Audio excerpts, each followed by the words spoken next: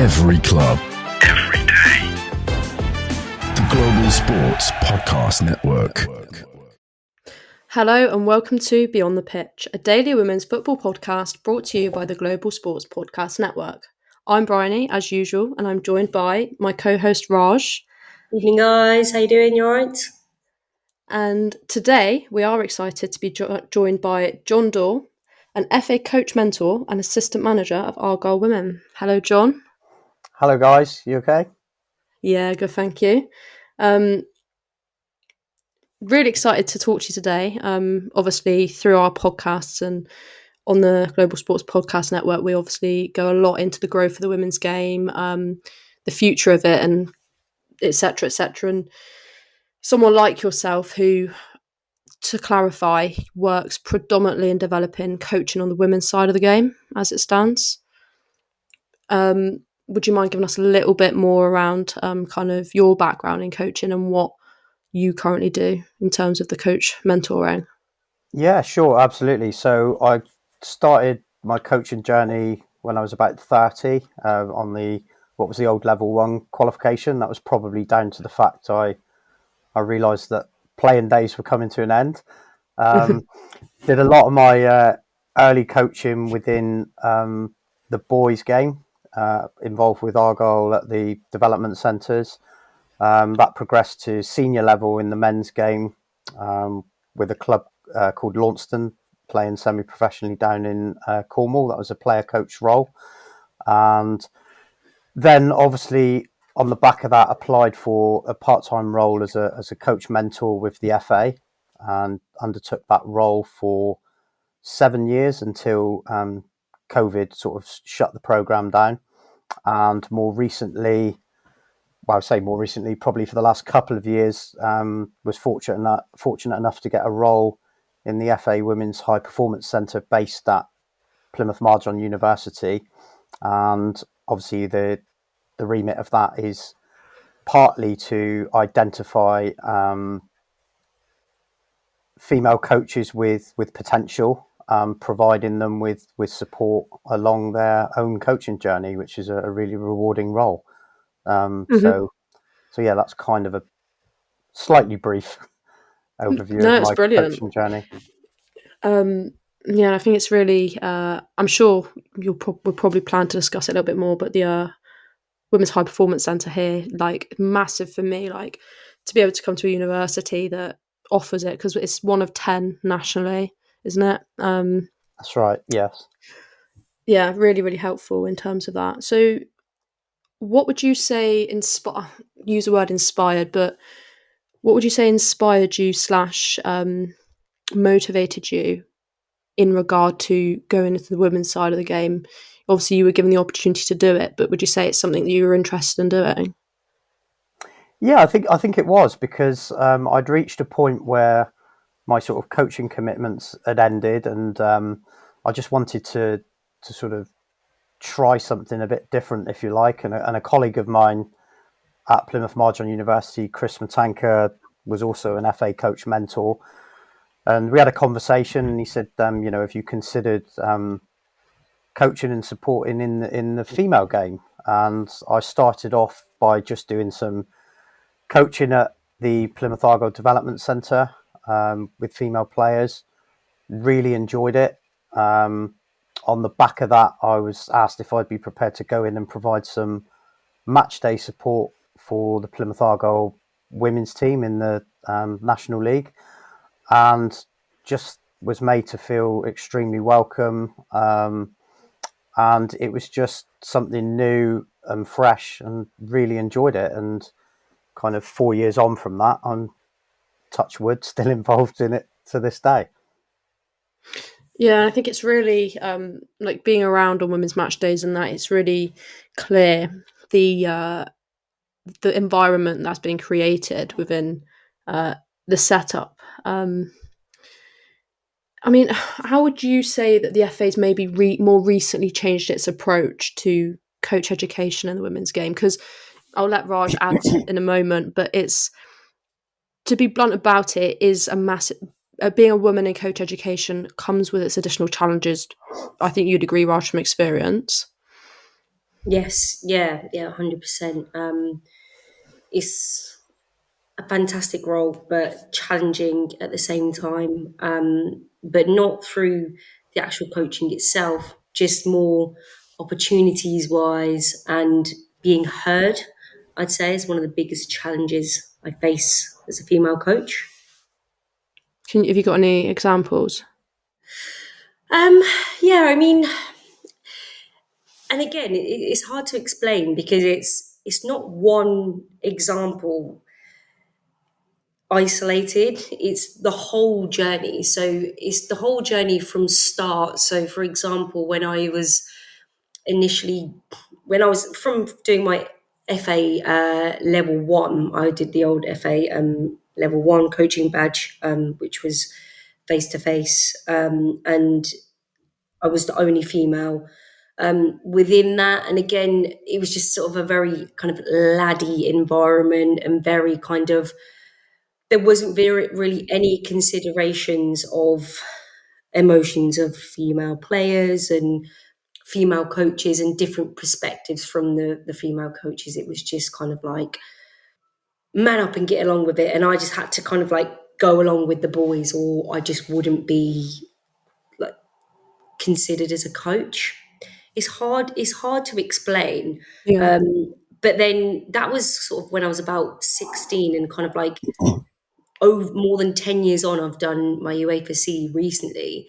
But the experience for me has been very similar, where it's been really geared. And I completely appreciate that the majority of the coaches in that room were male, but it's really, really specifically geared towards the males in the room. And I just feel like I was just kind of like there, if that makes sense.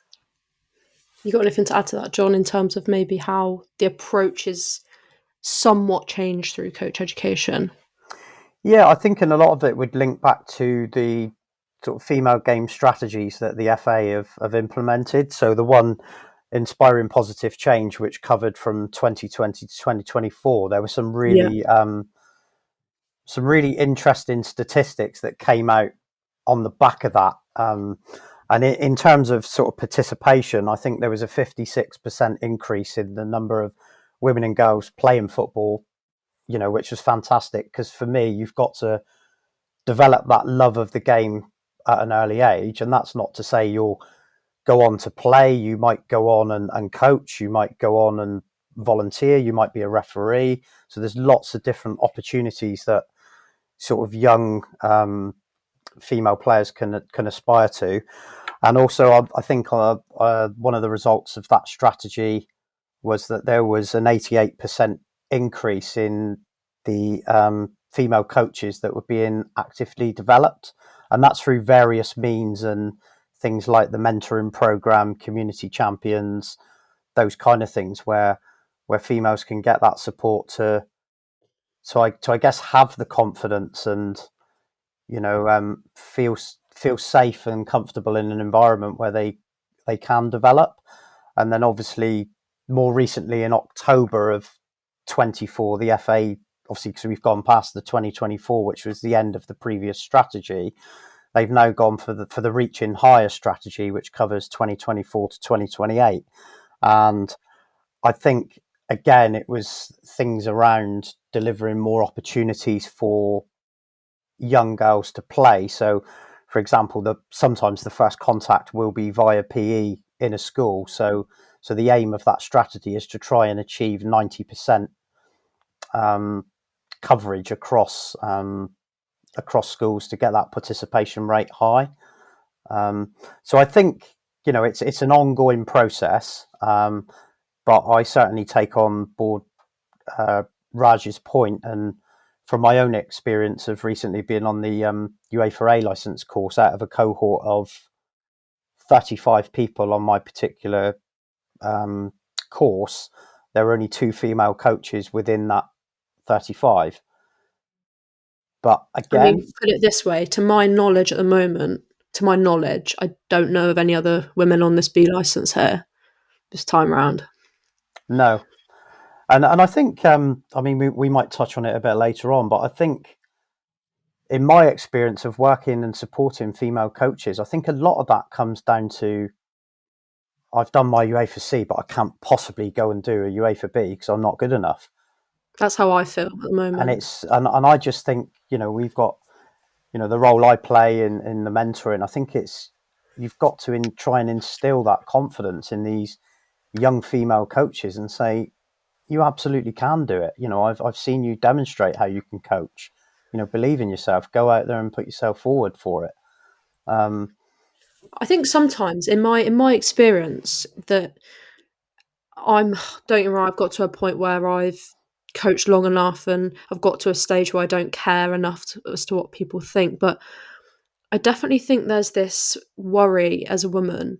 Not saying it's the correct way to think, but there is that massive fear of judgment and about what people are going to think, and that often stems from the comments and the discrimination that I personally have experienced quite a few times. Wherein, if you do overstep the line in terms of authority or assertiveness, it's instantly kind of, you need to come down a peg because it's not traditional. And like I say, I'm not too bothered now, but like, it's that kind of impression management.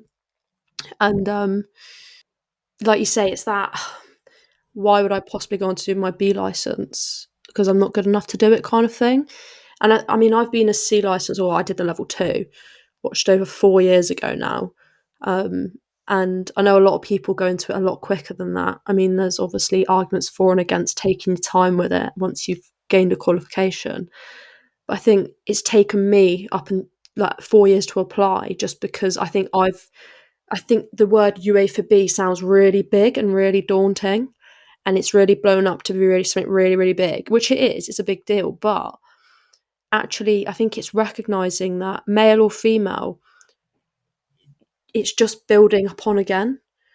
And I think I've had to kind of step back and recognise that, like, for example, I can always message you, John, or you can always come down to my sessions, and already you observing, just like putting that plan in place, and just the praise as well from someone like you, and I'm sure Raj will agree, who I have definitely come across mentors and coach developers before who have definitely seemed more standoffish, and I can only assume as to why that is.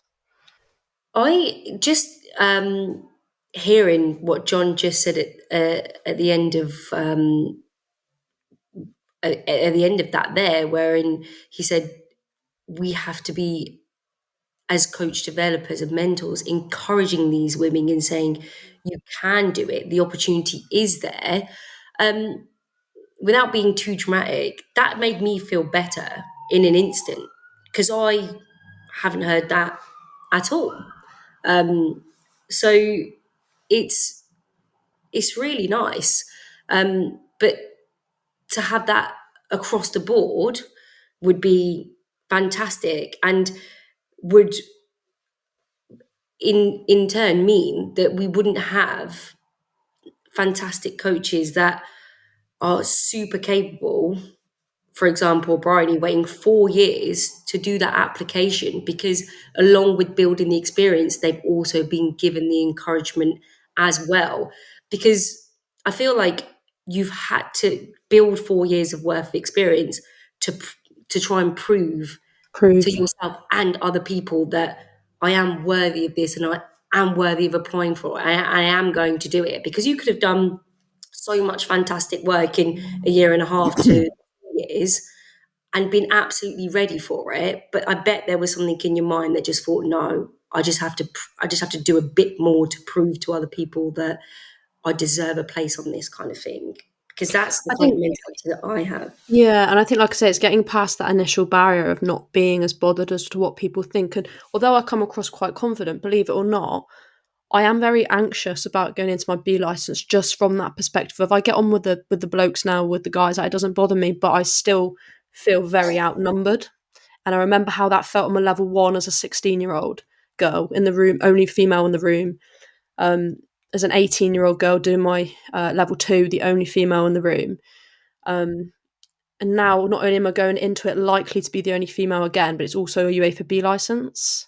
Does that maybe make sense, John, as to where I'm coming from? Yeah, absolutely. I mean, but the sort of experience I can share with that, and I go back to a recent A license course because it is very fresh in terms of that experience. But I think the refreshing thing was the whole cohort completely respected the two female coaches that were on that qualification, and they were excellent coaches. That was the bottom line, and really nice people. And I didn't get the sense at all that they were made to not feel a part of it. So that was really good. And I'd like to think, with sort of the B license and that kind of thing, that there should be an element of respect for me. The fact that, that these young girls have put themselves forward in that position to do those qualifications, and I think male coaches have got to embrace that. And, why should it be any different in terms of the experience on the courses? And to kind of lead on from that, would you say that there's any kind of unique philosophies that work particularly well in the women's game, and when developing female coaches, that differs from how you would approach it with a male coach, for example, that you were developing? I think in terms of philosophies, if we're talking sort of playing philosophy as an individual coach, you would probably have that style of play in your mind, whether you were working with a team of male players or female players. But the big thing for me in terms of coaching and mentoring with female coaches is the importance of the why. So why are we doing this? If I use an example of coaching a senior women's team, well, why are we working on this in training? What is the benefit to us at the weekend? So I think that is a big standout difference for me in terms of, the why aspect of it. Also, elements like it's a shared two-way process. So as coaches, we might have an idea of how we would set up a game plan going into a weekend, but I think it's important that you kind of empower the female players as well to have a buy-in to that game plan, and challenge us. So, well, we don't necessarily think that's going to work. What about this? So in sort of recent months, we've become a lot more interactive with that in terms of getting the girls to sort of demonstrate things on tactics boards, and whether that's kind of how we're looking to set up our press against the opposition, how we're looking to build from the back, that kind of thing. So I think empowerment and explaining the why is really important. But obviously, I think playing philosophy, stroke style is probably going to be the same whoever you're coaching. What would you then say is personally the biggest challenge that you've encountered coaching on the female side of the game? Or I think I'd be really interested in developing female coaches. Yeah, I think confidence is massive. I think it's building that self-esteem and confidence in a player, and recognizing as well the impact of biological factors with working with female players as opposed to male players, and the importance of those kind of things. So whereas if you're coaching a male player who they might be in a training session and you think, well, they're not at it this evening, you might question their application. And if you were to try and apply that same logic to a female session, then there's very good reason why they may not be performing to the max, and it's sort of making coaches aware of that and how important that side of things is. And that's so, I'm sure you'll agree, Raj, that's so good to hear from like a man in the game, and actually, like you say, making coaches aware and making them consider those other factors. And that's where it comes in. I'm going to say, as a female coach, it's easier to consider those factors of your female players. More natural, isn't it? Because I don't necessarily always blame male coaches, because it's not something that instantly think about, is it, Raj? Yeah, it's just more natural for us to consider it, because especially as players as well, because we know what certain emotions and feelings we can go through on a day-to-day basis. It's so interesting that you actually coach this way. And a question that I have then is kind of on that, with the female side of the game, how do you kind of approach those situations around kind of body image, self-esteem, mental health, and things like that? You've already mentioned that confidence is one of the things that you do struggle with. Sorry. So if a player came to you and said that they were struggling with these kind of things, kind of how would you approach that as a male coach, Jon? Yeah, I think it's a really good question, actually. And for me, my kind of overriding motto, if you like, with any kind of coaching is don't start to don't even start to coach the player until you understand the person. So I think first and foremost, you've got to develop that one-to-one relationship, and there are quick wins with that. It might be during drinks breaks, or you're aware of something, they've been away on a holiday or something, and just checking in with those players at the beginning of the session. Oh, how did the holiday go, and this, that, and the other. And I think the more kind of sensitive side of things, if you like, if it's a male coach in that environment, it's at kind of our level, we're quite lucky in the sense we have got kind of a female physio,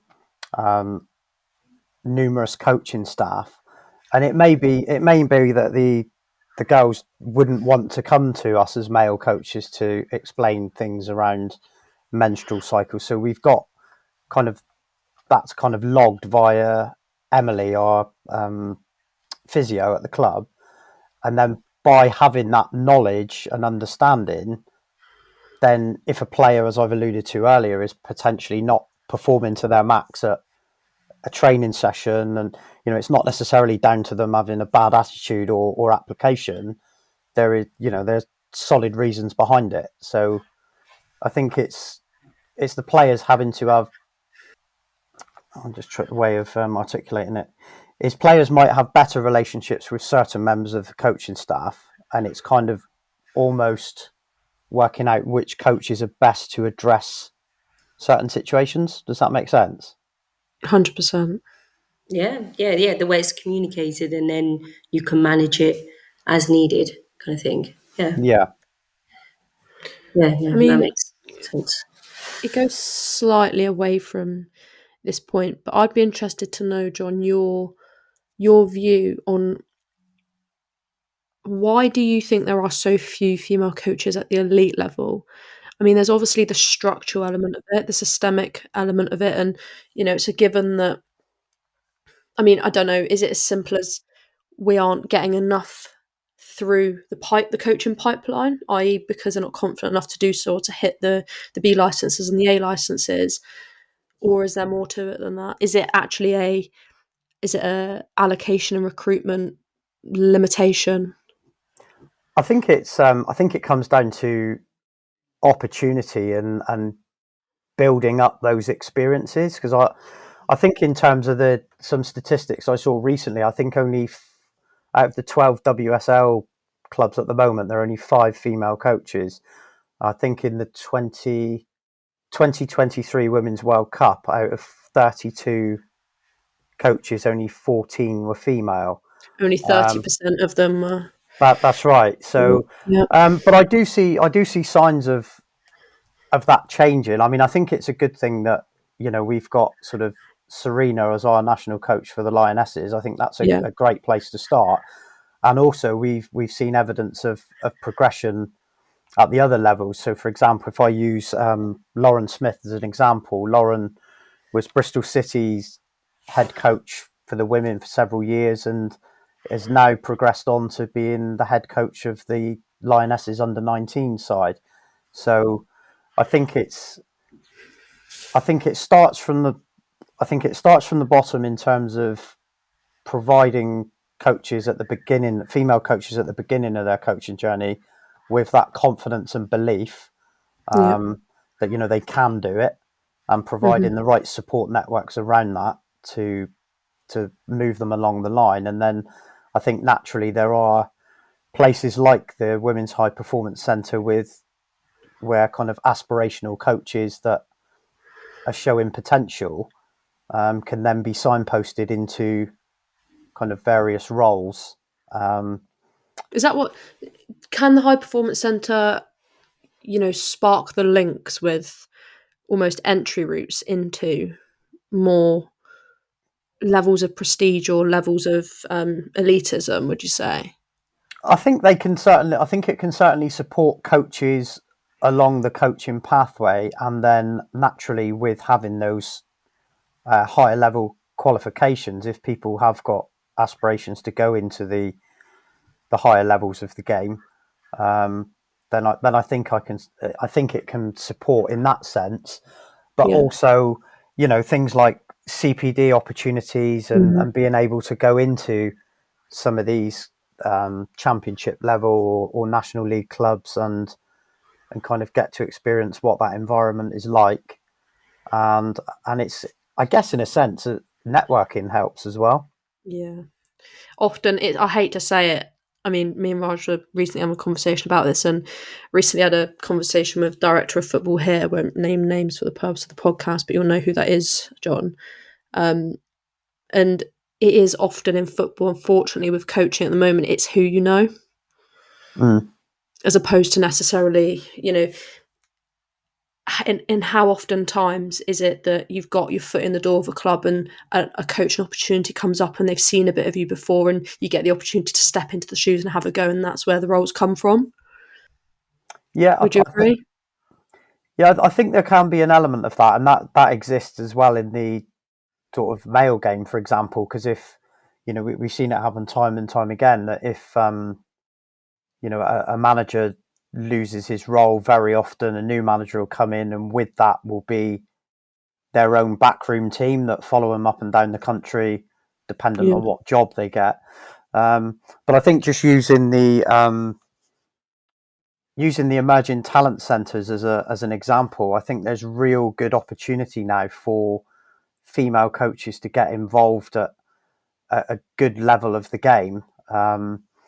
And then I think just by gaining that experience of, even working with an under nines ETC group, whether that's at Devon County FA's ETC or Plymouth Argyle's ETC, I think getting those experiences will help to kind of build up a CV, if you like, and demonstrating, that you've done the hours on the grass. You've not just gone through the process like some coaches do of jumping from one course very quickly onto the next one. A good bit of advice I was always given in my very early days was complete your level 1, go and do loads of hours on the grass before you even think about doing a level 2.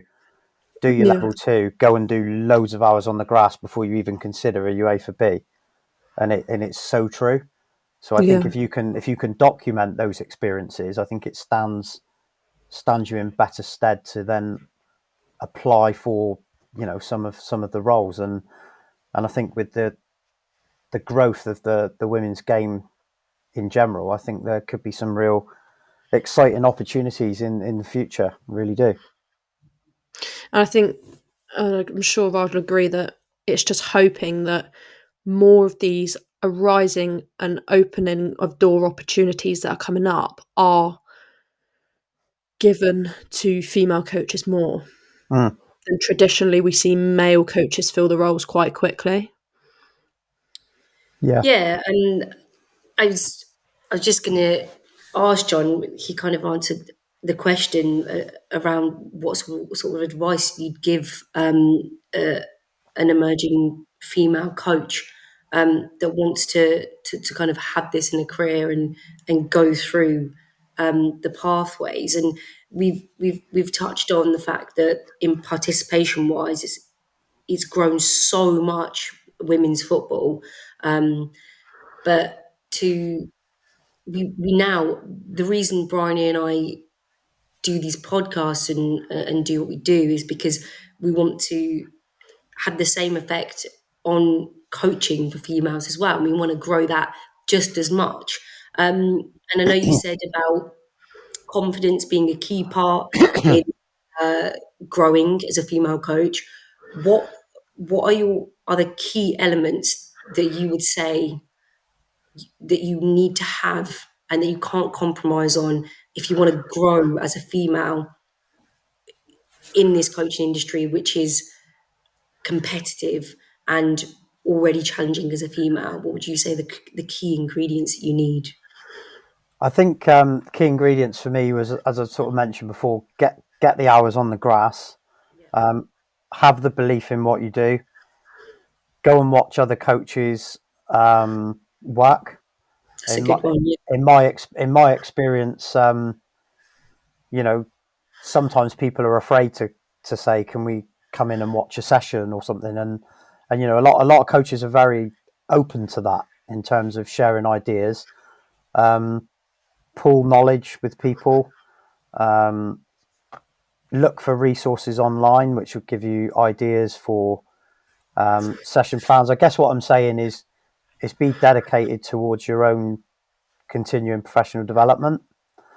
But the key message I would always say to any coach, whether you're coaching at introduction to coaching football level or right up to the A licenses, is just clarity in your messaging.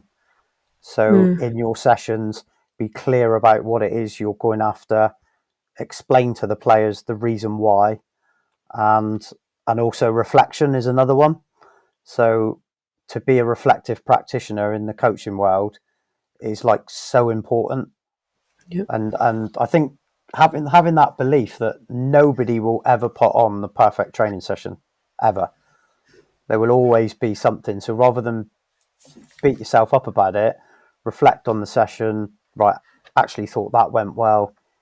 Didn't quite get out of that what I intended to. How might I change that if I was to deliver that same practice again? And then through that reflection process, that kind of helps with your sort of development as a coach as well. Brilliant. Yeah, thanks, Jon. It's really interesting as well for me, and I've always kind of assumed the same in, like you say, getting the hours out on the grass as being experience, in my opinion, is way more valuable. You obviously learn more from experience than you do from going and gaining a title of a qualification. And I'm sure you'll agree, Jon, there's UEFA C coaches out there that are way better than some B licensed coaches, and etc. etc. And yeah, I think it's really interesting just to hear it from someone like yourself that's got the experience. And we are pretty much at the end of the time, but yeah, I think obviously I just want to wish you luck with your A license as well. Thank you. How are you finding it? Yeah, I've really enjoyed it, and just to share with everyone, it's I hold my hands up. I arrived at that course on day one at St George's Park, and I had imposter syndrome. Yeah. Am I good enough to be on this course? I've got here now. You question whether you're even good enough. You doubt yourself, and I think what I would say, 12 months on from that experience, you realise that it's never as bad as you initially think. As long as you kind of work hard and dedicate yourself to that learning process, then we can all get there regardless of what course it is you're enrolling on. I think there's some really good advice in there this evening. I think Raj would agree. I've really, really enjoyed this podcast, and just want to say thank you so much for your time, Jon. It's been excellent. Thank you. Appreciate that. Nice to talk to you all. And some great advice that I'll definitely be taking on board as a coach. So thank you. 100%. You're welcome. With that in mind, I think that is about all we have time for today. Thank you for joining us, and we look forward to welcoming you to our next episode of Beyond the Pitch. Speak to you all soon. Bye-bye. Every club, every day. The Global Sports Podcast Network.